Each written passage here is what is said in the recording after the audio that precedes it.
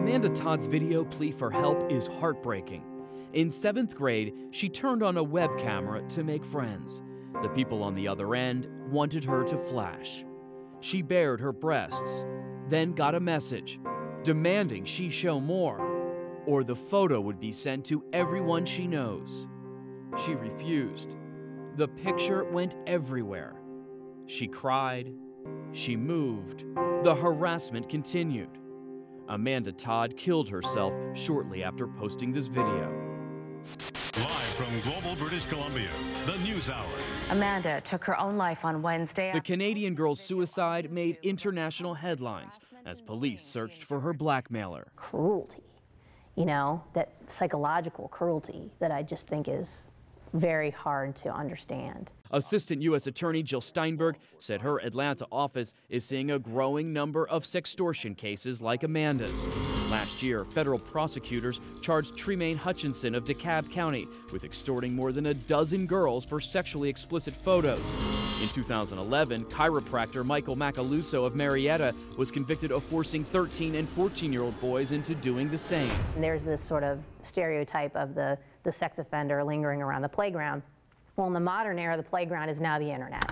Like many predators, Macaluso found his prey on Facebook and MySpace. He would change his own gender and change his own language, you know, to try and then lure these kids in. Steinberg says chats about school, family, and friends led to sharing nude photos. Then Macaluso demanded more.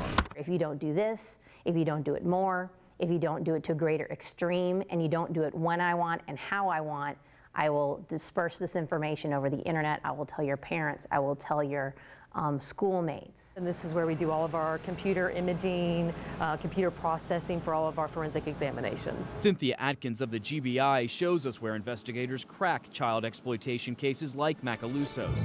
According to court records, Macaluso's computers contain thousands of folders of child pornography, organized by boys' names. Do we have any idea how many victims he had? Hundreds. He had hundreds of victims. We ended up being able to identify 2. A U.S. attorney in Alabama said Christopher Gunn posed as pop singer Justin Bieber to convince hundreds of girls to send naked photos and videos.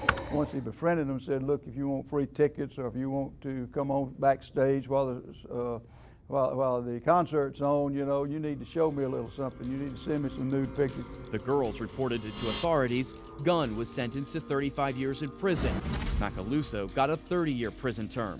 Atkins says these men continue to devastate their victims long after the prison doors lock. They are scared to death that these images and videos are going to show up somewhere later on in their life. Investigators say Amanda Todd took her life after the extortion led to harassment. Atkins warns parents to watch what their children are doing on computers and smartphones. As long as there is an internet connection, then the bad guys still have access to your children.